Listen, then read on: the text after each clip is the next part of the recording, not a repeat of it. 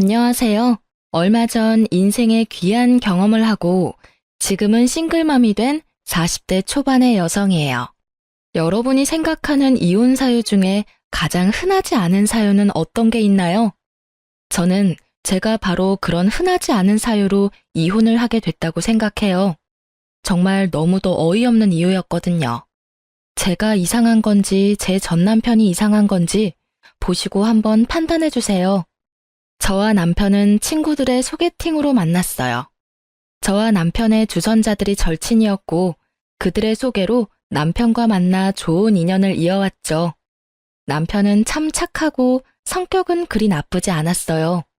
제가 남자 만날 때 거르는 세 가지도 전혀 해당되지 않았죠. 바람기, 폭력, 노름. 이 세 가지는 제가 세상에서 제일 싫어하는 것들이었어요. 남편은 술을 마셔도 순둥순둥하고 여자라고는 그림자도 없던 사람이었어요. 게다가 저와 연애를 시작하고부터는 여사친과의 연락도 끊을 정도였으니까요. 그렇게 제대로 된 남자와 왜 이혼을 했는지 궁금하시죠? 이렇게 사람 좋은 남편이 가진 딱 하나의 단점. 그것은 바로 팔랑귀라는 점이었어요. 팔랑귀가 뭔지 아시나요?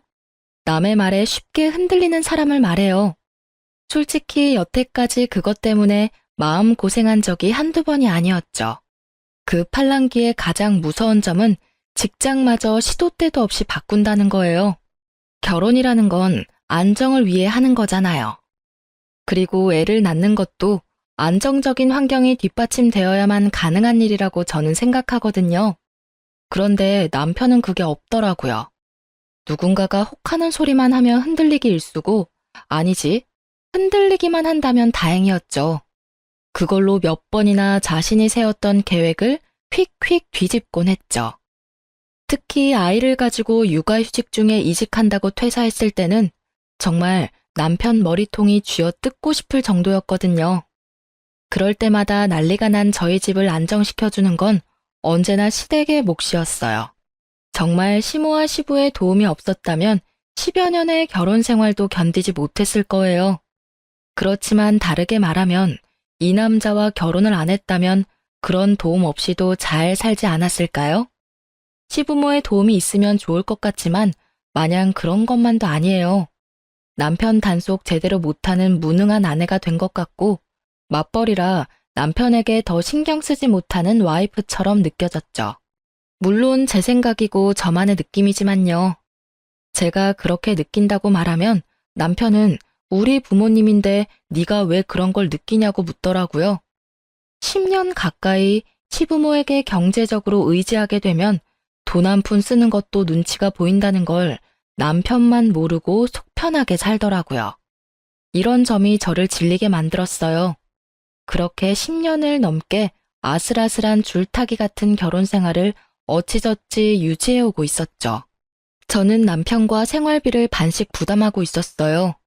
맞벌이니까 같이 돈을 내고 생활하는 게 맞다고 생각했고, 저도 푼돈이나 벌려고 일하는 게 아니었으니까요. 제대로 된 월급 받으며 일하니 제 몫은 당연하다 싶었는데, 어느 날은 남편이 생활비를 안 주더라고요. 자신이 내야 할 몫이 있는데도 말이죠. 여보, 생활비가 안 들어왔는데 좀 늦어? 아, 벌써 날짜가 그렇게 됐나? 미안한데 이번 달은 못 줄 것 같은데. 무슨 일인데 이번 달은 못 줘? 이번 달 월급 받은 건 어디에 썼는데?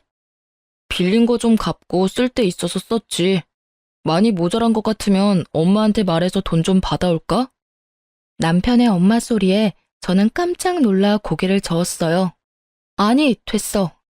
맞벌이 하면서 그 정도 돈도 없다고 뭐라 하실까봐 겁나. 일단 이번 달은 내가 생활비 할 테니까 다음 달부터는 잊지 말고 챙겨줘. 그날은 그렇게 대수롭지 않게 지나갔어요. 그렇지만 정작 다음 달이 되자 남편은 또 생활비를 주지 않더라고요. 이상하다 싶은 생각에 남편을 추궁했어요. 남편은 조금만 기다리라고 하더라고요. 그리고 며칠 뒤 남편이 저를 어딘가로 데리고 가더군요. 몹시 들떠 있었어요. 서프라이즈라도 하려나 싶었는데 어느 한적한 골목에 도착한 남편이 제게 내리라고 하더군요. 여기는 왜 왔어? 뭘 보여주려고 여기까지 오자고 한 거야? 한번 쓱 둘러봤지만 별로 특별할 게 없는 오가는 사람조차 많지 않은 골목이었거든요. 그때 남편이 어느 카페 앞으로 데려가더라고요. 짜잔, 여기가 바로 내 새로운 직장이야. 나 카페 창업했어. 남편의 그 말에 저는 너무 놀라 말을 잃었어요. 갑자기? 나한테 한마디 상의도 없이? 왜? 잘 다니던 직장 때려치고 왜? 이런 말들이 머릿속을 맴돌았지만 나오는 말은 그게 아니었어요. 미쳤어? 당신이 무슨 창업이야? 이거 인테리어까지 싹 다 새로 했네. 말해봐. 이거 얼마 들었어? 지금 당신 수중에 있는 돈으로는 할 수 있는 일이 아니잖아. 돈 그렇게 많이 안 썼어. 한 1억 5천쯤 썼나? 퇴직금은 얼마 안 돼서 크게 도움은 안 되더라. 그래서 아파트 앞으로 담보대출 받았어. 요새 카페 잘 된다니까 돈 펑펑 벌어서 갚으면 되지. 상권이고 타겟팅이고 아무것도 모르는 이 양반이 무슨 장사를 한다고 하는 건지. 게다가 아파트 담보대출?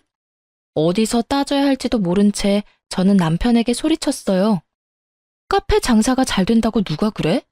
요새 카페 장사도 웬만큼 노하우 없는 거 아니면 망한다고. 이번에는 누가 당신 꼬셨어? 말해봐. 꼬셨다니. 그냥 그 내 대학 동기 있잖아. 걔가 저번에 귀뜸해주더라고. 자기 와이프 카페 창업했는데 장사가 잘 돼서 대박이라고. 창업하는 거 엄청 쉽고 돈도 지원 많이 된다고 해서 했지. 어때? 유행할 만한 거 다 집어넣었는데 괜찮지? 저는 고리띵하고 현기증이 나서 아무 말도 못했어요. 그냥 옆에 있는 담벼락을 잡고 겨우 서 있을 수밖에 없었죠. 팔랑귀 남편이 또 팔랑팔랑 남들 이야기에 혹해서 이런 대형 사건을 저질러버린 거였어요. 저거에 우리 아파트 이름으로 대출을 받았다 이거야? 당신 어머니한테 의논은 하고 대출한 거 맞아? 엄마한테 왜 물어봐? 그 아파트가 내 앞으로 된 건데 결혼한다고 엄마가 나 주셨잖아. 맞는 말이긴 했어요. 하지만 적어도 무상으로 시모에게 받은 아파트라면 좀 더 소중히 대해도 되지 않았을까요?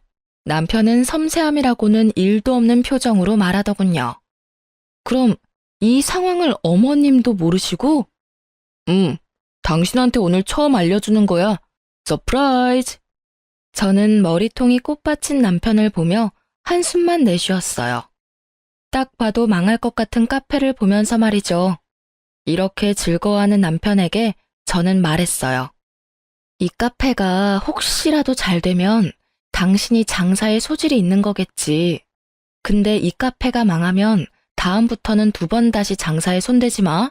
나랑 지금 약속해. 이 상황을 어떤 식으로든 수습해야 하는 저로서는 당장 이걸 뒤집어 엎으라, 되돌려 놓으라 할 수 없었어요. 1억 5천이나 들어간 사업인데 지금 당장 어떻게 되돌릴 수 있겠어요? 저는 마지막으로 남편에게 통보한 거예요. 장사에 관련한 일은 이번으로 끝낼 거라는 걸. 남편은 고개를 끄덕였고 며칠을 행복회로 열심히 돌리고 있더라고요. 그런데 역시나 제 예상대로 상황이 흘러가더라고요. 팔랑귀인 남편이 제대로 장사를 할 수 있을 리가 없거든요. 결국은 남들 따라 이것 찔끔 저것 찔끔 해보다가 특색 없고 상권 좋지 않은 상황에 빚만 남긴 채 폐업 처리됐어요. 빚이 많은 이유는 몇 번 쓰지도 않은 물건을 트렌드에 맞춘다나 뭐다나 하는 이유로 사모아놓고는 결국 써보지도 못한 채 폐업이 돼서 그래요. 이 빚은 고스란히 저와 남편에게는 압박이 되어 돌아왔어요. 남편도 폐업 후에 어떻게든 넣었던 돈만큼 뽑아보려 했지만 아시잖아요. 중고되면 가격은 똥값 되는 거. 결국은 아파트 담보대출 금액을 갚을 수 없는 지경이 되자 남편은 또 시댁에 쪼르르 달려가더라고요. 죄송스럽고 민망한 마음에 시댁 가기 힘들었던 저까지 매달고 가서는 부탁하더군요. 엄마, 나 장사하려고 우리 아파트 담보대출 받았는데 폐업하고 그거 못 갚고 있거든. 담보대출만 어떻게 해결해주면 안 될까? 남편 옆에서 저는 죄인처럼 고개만 숙이고 있었어요. 한숨 쉬는 시모와 탁자를 탁탁 때리는 시부의 소리가 제 심장마저 꽉 죄어오더라고요. 아가, 너 혹시 얘 장사하는 거 알았니? 아니요, 저도 몰랐어요. 생활비를 2달째 안 주길래 혹시나 했는데 이미 제가 알았을 때는 인테리어까지 다 끝낸 상태였더라고요. 시모는 눈을 감더니 한숨을 푹 쉬며 말하더군요. 네가 고생이 많다. 철없는 남편 데리고 살랴 일하랴 해보랴. 내가 그래서 너희 집에 도움을 주는 거야. 그런데 아들이라고는 하나 있는 놈이 도대체 뭐가 모자라서 여기 기웃 저기 기웃 줏대도 없이 맨날 일을 벌리고 뒷수습을 부모한테 맡기는 거야. 응? 말해봐. 너 나랑 척지고 싶으냐? 여태껏 조용히 도와주시던 시모의 분노가 극에 달한 듯 보였죠. 하긴 저런 말이 왜 안 나오나 싶었거든요. 저는 조마조마한 마음으로 고개만 푹 숙이고 앉아 있었죠. 그런데 남편은 그게 또 엄청 서운했나 봐요. 엄마, 나도 그냥 장사한 거 절대 아니야.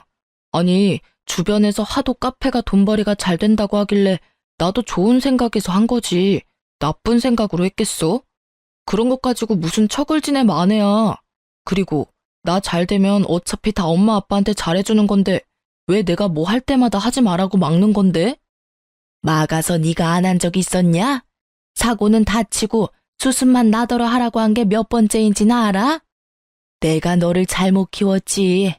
애 낳고 살면 철들 거라 생각했던 내가 바보였어. 경고하는데 정명철, 너 이번이 마지막이야. 다음부터 사고치고 여기 와서 이러면 당장 내쫓아버릴 거니까 앞으로는 무슨 일 벌일 때 잘 생각하고 결정해. 돈 대주는 거 이번으로 끝이야, 끝. 그리고 이번 일로 너한테 재산이 있다는 게 얼마나 위험한 건지를 알았으니까 네 앞으로 줄 아파트 명의는 전부 며느리랑 내 앞으로 돌려놓을 거다. 너한테 재산 넘겨줬다가는 한 달도 못 가서 다 털어먹을 것 같으니까. 결국 시모의 불호령에 남편도 깨갱했죠. 저는 그냥 옆에서 듣고만 있었는데도 그 분노가 고스란히 느껴질 정도였거든요. 집에 돌아온 남편은 저한테 투덜대더라고요. 엄마 진짜 너무한 거 아니야? 어떻게 아들 하는 일을 존중을 안 해줘. 솔직히 나도 하고 싶은 거 많은데 언제나 참는 거라고. 그래, 그런 거라면 나도 하고 싶은 거 많아. 다 때려치우고 내가 좋아하는 책이나 읽으면서 여행이나 다니고 애랑 매일 붙어 있고 싶지. 근데 그렇게 살면 우리 생계는? 우리 아이 미래는? 당신한테 없는 건 미래를 생각하는 마음이야. 난 내 자식 매번 이렇게 위험에 빠지게 할 생각 없어. 솔직히 말해서 당신 그런 충동적인 행동할 때마다 나한테 상의도 안 하잖아.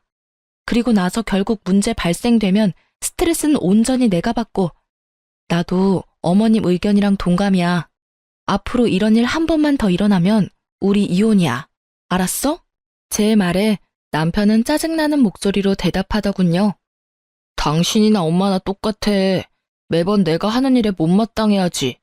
나를 존중하지 않는 게 누군데? 여전히 반성하지 않은 남편은 저와 시모를 탓하더라고요. 그래서 이혼하게? 누가 이혼한대? 그냥 혼잣말했어. 앞으로는 그런 일 있으면 이야기하면 되잖아. 결국 남편에게 대답을 받아내고서야 저는 안심했어요. 그리고 남편의 그런 철부지 없는 행동 탓에 남편 명의가 되었을 아파트는 저와 시모 공동 명의로 변경되었죠.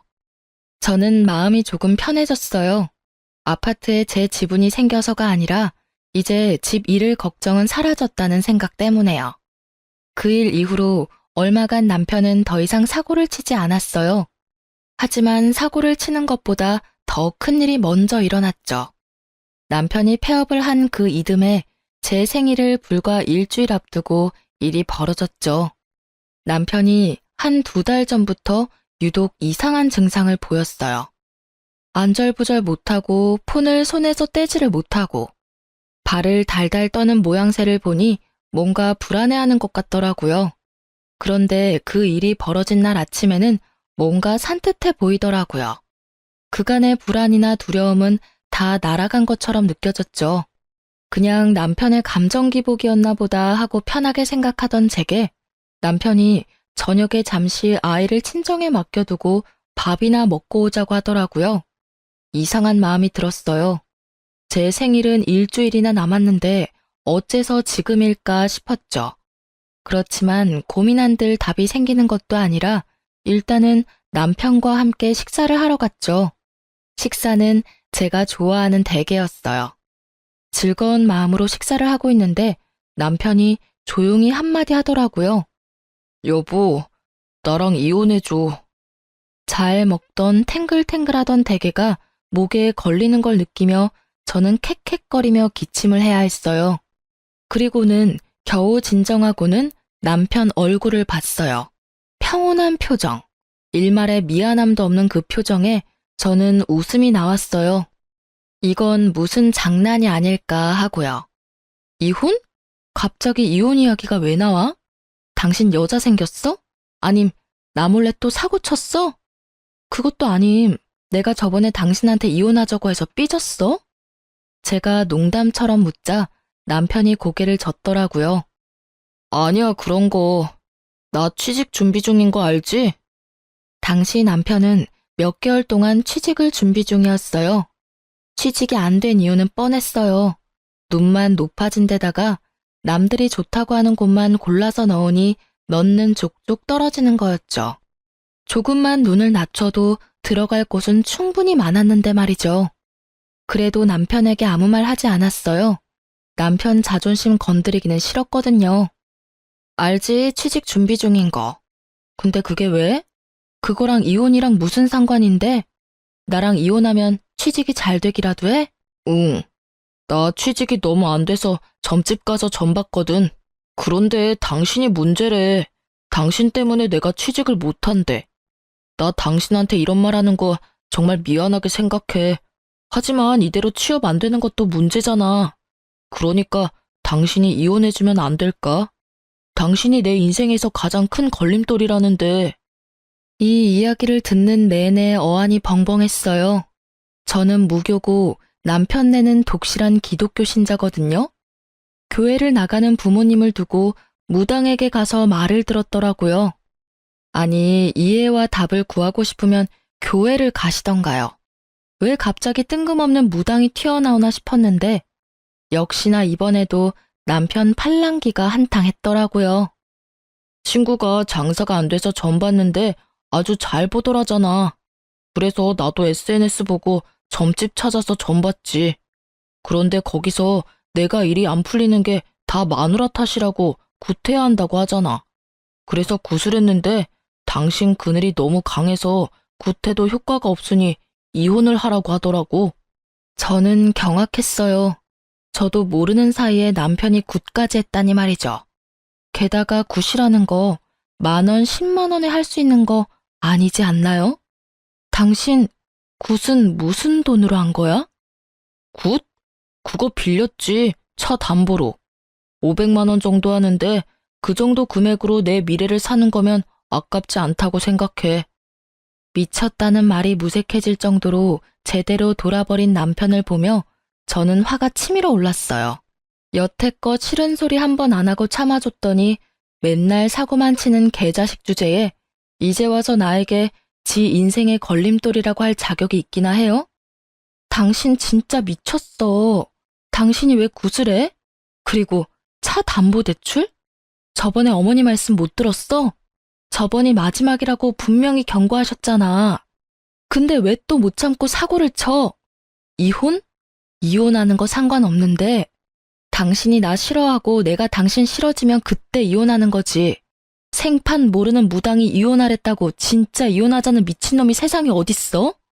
당신은 내 미래를 위해서 그 정도도 못해줘? 나도 무당 말을 다 믿는 건 아니야. 그치만 할 수 있는 건 다 해봐야지.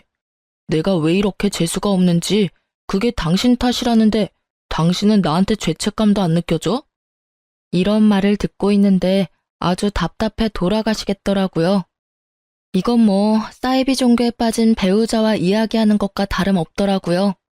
저는 일단 여기서는 물러서기로 했어요. 이 이상 이야기해서 좋을 것 하나도 없다고 생각했거든요. 나한테 이런 소리 하는 당신이나 죄책감 느껴야지. 내 선에서 해결 못하는 일이니까 일단 나는 못 들은 걸로 할게. 그런 이유라면 나는 이혼 안 해. 이혼할 이유도 없고. 결국 저 혼자 집으로 돌아오는데 진짜 머리에서 스팀 나는 기분이었어요. 저놈은 도대체 무슨 생각으로 저딴 말을 짓거리나 싶었죠. 일단 잠시 머리를 식히면 남편도 제자리로 돌아올 거라는 생각으로 저는 당분간 남편을 피해 다녔어요. 그런데 남편은 포기하지 않았더라고요. 이틀 뒤 친정어머니에게서 전화가 왔거든요. 얘, 너 정서방이랑 무슨 일 있니? 무슨 일이길래 정서방이 우리 집에 와서 너랑 이혼하겠으니 너를 설득시켜달라고 하는 거야. 비명 지르듯 말하는 친정엄마의 목소리에 저는 눈을 꾹 감았어요. 지끈거리는 머리를 부여잡고 엄마에게 말했죠. 아무 일 없어. 갑자기 와서 이혼해달라고 난리야 지금. 뭐? 이유가 없는데 왜 이혼을 해달라니? 그것도 처갓집에 와서 할 말은 아니잖니. 진짜로 아무 일 없는 거 맞아? 엄마의 물음에 말문이 막혔어요. 일이야 있었죠. 남편이 벌인 그런 일들이 있기야 했지만 그걸 말하자니 남편 험담처럼 느껴지고 말하지 않으려니 제가 답답하더라고요. 결국은 그 일을 말해줬어요. 정서방 요새 취직이 안 되고 있었거든. 저번에 장사하고 난리치다가 폐업한 뒤로 그것 때문에 어디 점집에서 점을 보고 왔다는데 거기서 굿까지 했대. 500이나 주고. 그 점 보는 무당이 와이프가 문제라고 이혼해야 운이 트인다나 뭐라 했다나 봐. 뭐? 정서방 집이 기독교 아니었어? 근데 왜 점을 보러 가? 교회를 가서 기도를 해야지. 내 말이 저 사람 속 지금 아무도 몰라. 진짜 미치겠어. 정말로 있던 정도 다 떨어질 것 같아. 요새는 진짜 얼굴 꼴도 보기 싫어. 그래서 나도 내버려두고 피하고 있었는데 엄마한테까지 가서 그런 말 했다 이거지? 이 남자가 선을 넘네? 그래 얘 얼마나 떽떽거리면서 이혼 설득시켜달라고 하는지 나는 빚쟁인 줄 알았어 얘. 정서방 진짜 너무하네. 네가 뭔 잘못을 했으면 또 몰라도 아무 이유도 없이 자기 일이 잘 안 된다고 이혼을 하자고 해? 얘, 너 진짜 정서방하고 살아도 되겠어? 아주 눈에 불을 켜고 이혼하려고 하던데. 엄마는 이러다 우리 손주한테 안 좋은 영향 미칠까봐 걱정이야. 엄마 말을 듣고 나니 눈이 번쩍 뜨이더라고요. 제가 이혼을 안 해주면 남편이 우리 애를 이용할지도 모른다는 생각이 들었거든요. 그 생각과 동시에 정신이 돌아오는데 어떻게든 결판은 봐야겠다고 생각했어요. 그리고는 잠시 남편과 이혼에 대해 생각해봤어요. 이혼 사유가 팔랑귀인 남편 때문이라니. 어디 가서 이야기하기도 부끄러울 지경이라 저도 진짜 미치겠더라고요. 아무리 귀가 얇다 한들 이건 너무하지 않나 싶은 생각이 들었죠. 저는 그날 엄마와 통화한 뒤 남편과 마주하기로 했어요. 남편에게 물어봤죠. 당신 진짜 나랑 이혼하고 후회 안 할 거야? 나 솔직히 당신이 우리 집까지 가서 이혼 설득해달라고 해서 완전 빈정상하고 열받아서 이혼하고 싶은 마음이거든? 원하면 해줄게. 근데 조건은 내가 원하는 대로 맞춰줘야 해줄 수 있어. 가능해? 조건이 뭔데? 당신이 이혼만 해주면 나 다 해줄 수 있어. 내가 원하는 이혼이기도 하고. 일단 우리의 친권이랑 양육권 나한테 줘. 나 애 없으면 못 살아. 그리고 위자료도 줘. 최대한 많이. 그리고 살 수 있는 곳도 마련해주고. 이 조건에도 남편이 수락한다면 기꺼이 이혼해주기로 결정을 내렸죠.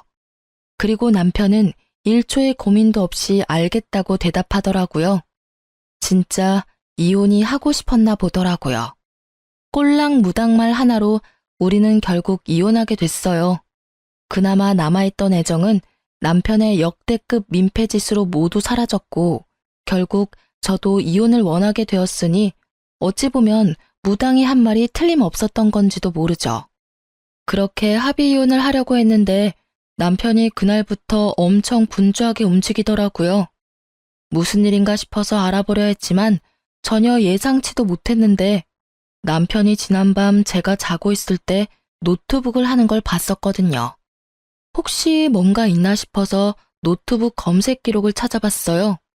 웹페이지마다 이혼 변호사, 이혼 전문 변호사, 유책 배우자, 언어폭력, 이런 내용을 검색했더라고요. 이상하다 싶었죠.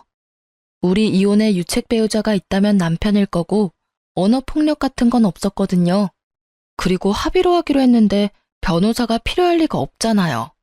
뭔가 수상한 냄새가 가득한 그때 바탕화면에 뜬 처음 보는 폴더 하나를 클릭하자 남편이 뭘 생각하고 있었는지 확인할 수 있었어요. 그 내용을 보자마자 저는 정신줄을 놓고 욕부터 입 밖으로 꺼내고 있었어요. 바로 이 미친놈이 제가 이제껏 남편에게 보낸 카톡 내역을 짜집기 해서 저를 유책 배우자로 만들려고 했다는 거예요. 와, 진짜 이 상황이 어이없는 건 저희가 합의를 하기로 했는데 뒤로 이런 짓을 하고 있었다는 거죠.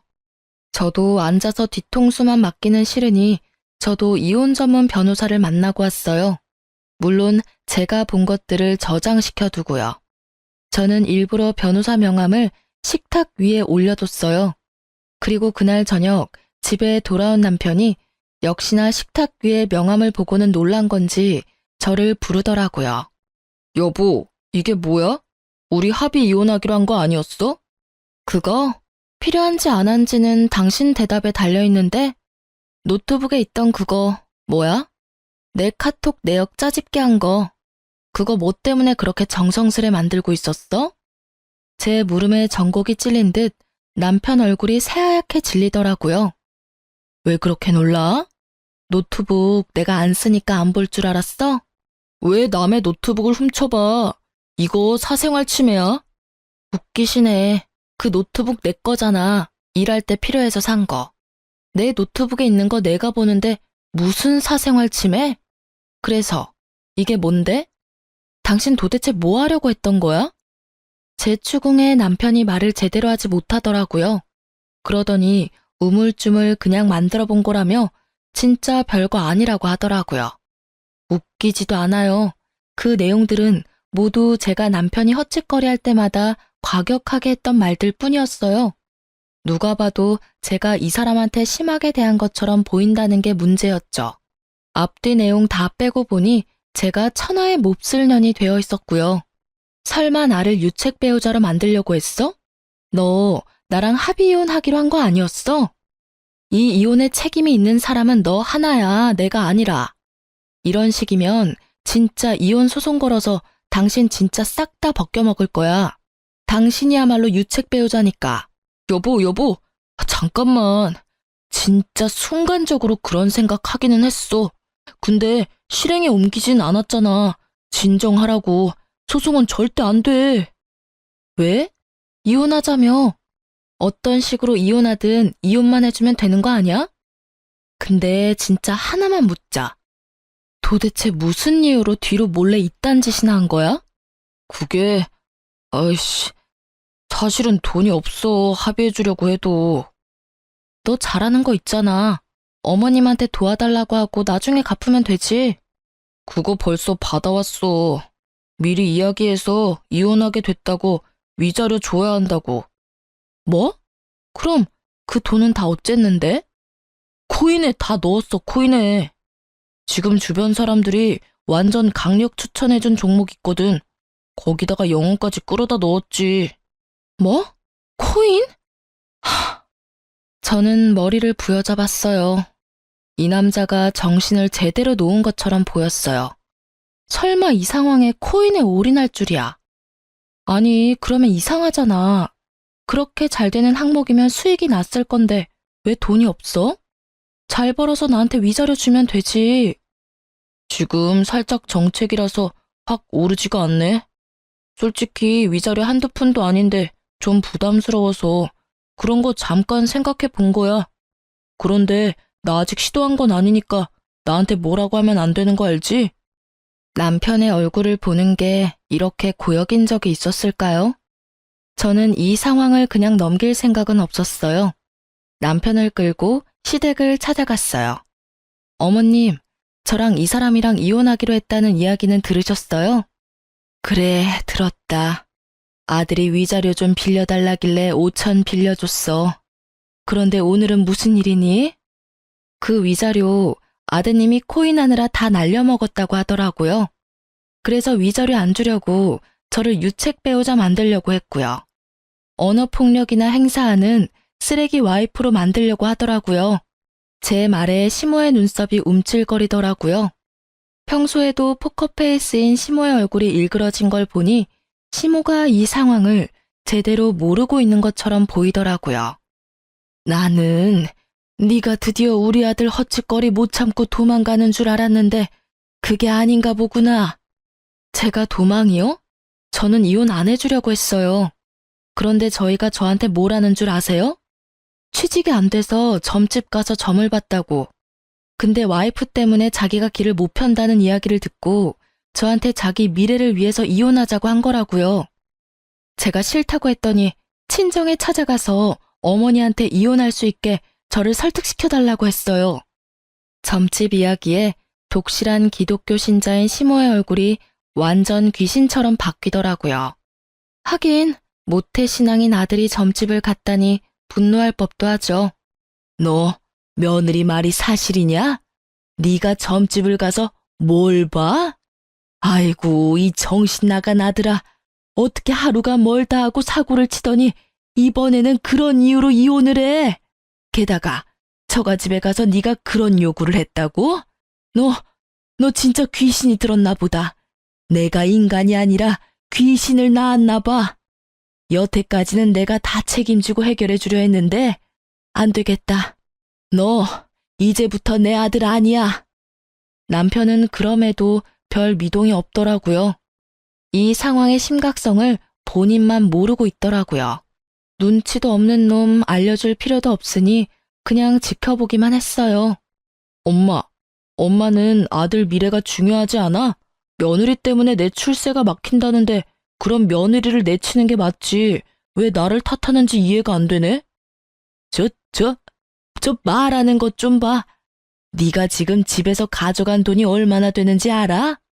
이혼 위자료 내가 너한테 주는 게 아니었어. 며느리한테 직접 줬어야지. 엄마, 그리고 와이프랑 엄마 공동 명의로 된 아파트 엄마 거잖아. 그거 나한테 돌려주면 안 돼?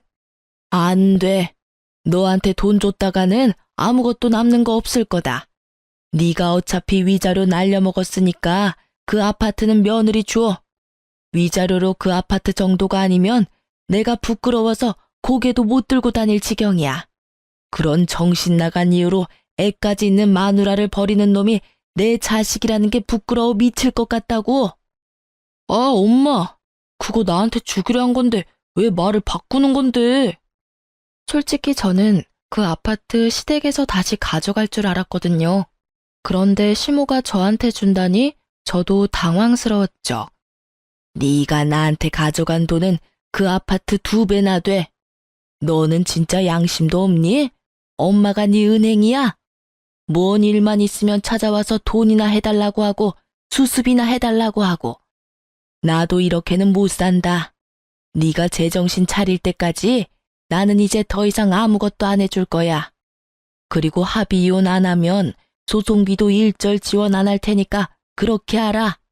시모의 불호령에도 남편 얼굴은 의기양양하더라고요. 그래, 엄마 마음대로 해. 나도 코인으로 돈 좀 벌었거든? 그거 있으면 저딴 아파트 별거 아니니까. 나중에 나한테 와서 빌며 후회나 하지 말라고. 그럴 일 없을 거다. 그리고 너 우리 집에 들어올 생각하지 말고 집이나 찾아봐. 지금 있는 집은 며느리한테 위자료 대신 줄 테니까. 결국 저는 위자료 대신 그 아파트를 받기로 했고 남편은 그 집에서 쫓겨나가듯 나갔어요. 합의 이혼을 한 거고 일단 아파트는 공동 명의로 되어 있는 상태라서 어머님이 제 명의로 돌려주셨어요. 저를 유책 배우자로 만들려고 했던 남편도 저한테 그걸 들킨 뒤로는 어떻게 해볼 생각도 안 한 것 같더라고요. 시모 덕분에 무사히 이혼을 한 저는 살고 있던 집이 찝찝해서 팔아버리고 그 돈으로 다른 곳에 아파트를 얻어서 들어갔어요. 그리고 양육비에 대해서는 시모가 남편 몰래 먼저 연락이 왔더라고요. 자기 아들이 언제 사고를 쳐서 또 돈을 다 날릴지 모르니 일시금으로 위자료 명목으로 5천만 원을 더 주시겠다고요. 양육비 절대로 못 보낼 상황 생길 것 같다고 하시면서요. 저는 사양하지 않고 받았어요. 혼자서 애 키우게 됐으니 그 돈도 감지덕지였죠. 남편 놈 성격 제대로 알고 있던 시모가 이렇게 챙겨주는 것도 너무 감사했어요. 그리고 몇 달 안 지나서 전 남편에게 연락이 왔더라고요. 전화를 받지 않으려다가 받았어요. 여보, 혹시 나 돈 좀 빌려줄 수 있어? 우리 이제 남이야. 난 당신한테 이런 요구 받을 이유도 없고 받고 싶지도 않아. 당신 코인 잘 되고 있다면서. 그럼 그거 팔아서 돈 마련해. 코인은 망했어. 그리고 당신이랑 이혼한 것도 내가 잘못한 것 같아. 그러니까 우리 다시 잘해볼 생각은 없어? 무슨 소리야. 당신이 이혼하고 싶다고 해서 내가 해준 거잖아. 나는 그때 당신 보고 있던 정도 다 떨어진 사람이야. 그런데 코인 망했다고 다시 만나자고? 너 그게 나한테 할 소리니? 나도 어쩔 수 없었어. 나 사실은 대출 당겨서 비트코인 샀었거든. 코인이 안 올라서 고민하다가 SNS에 유명한 점집이라고 찾아서 갔는데 그 코인 안 오르는 게 내 운이 당신 운에 막혀서 그렇다는 이야기를 들었거든. 그래서 이혼하자고 한 거야. 근데 얼마 전에 코인이 망했거든? 당신 TV에서 보지 않았어? 코인 때문에 난리 났었잖아. 저도 아는 사건이었어요. 수많은 피해자를 양산한 그 코인에 대한 기사를 본 적 있었죠. 못 볼 수가 없었어요. 인터넷 기사 1위에다 아예 도배가 됐었으니까요. 엄청나게 뻥튀기 된 코인이 순식간에 폭락한 뒤 결국 폐지가 됐었죠. 그거 보면서 혹시나 싶긴 했는데 역시나 그 코인에 전 남편도 투자를 했었던 거죠. 대출까지 당겨서. 그 코인이 당신이 투자한 코인이었어? 그러게 누가 그렇게 무리하게 코인을 하래? 어머님이 주신 내 위자료까지 거기에 넣었으면 나한테 와서 이런 말 하는 건 좀 아니지. 진짜 미안하게 생각해. 나도 몰랐어. 코인 망하고 나도 놀라서 그 점집 찾아갔는데 없어졌어. 게다가 사기꾼이었다고 난리 났더라고. 반짝 한 달만 하고 도망갔다고. 그래서 너무 걱정돼서 다른 점집 찾아갔거든. 그런데 거기서 그러더라고. 내 운이 엄청 안 좋아서 그렇다고. 와이프랑은 관련 없고 와이프는 오히려 제 방 역할에서 풍파를 좀 막아줬을 거라고 하더라고. 이혼했다고 하니 그럼 제 방이 없어져서 안 좋은 기운을 그대로 다 맞았을 거라고 하잖아. 내가 사기꾼한테 속아서 그런 거니까 당신이 이해 좀 해줘. 내가 그걸 왜 이해를 해야 해? 언제는 나더러 당신 인생의 걸림돌이라더니 이제 와서 그런 말하면 내가 좋아할 줄 알았어? 얼씨구나 하고 당신 따라 다시 재결합해줄 줄 알았냐고. 정신 좀 차려. 사기꾼한테 당해놓고 또 점집을 갔어? 왜 그러니?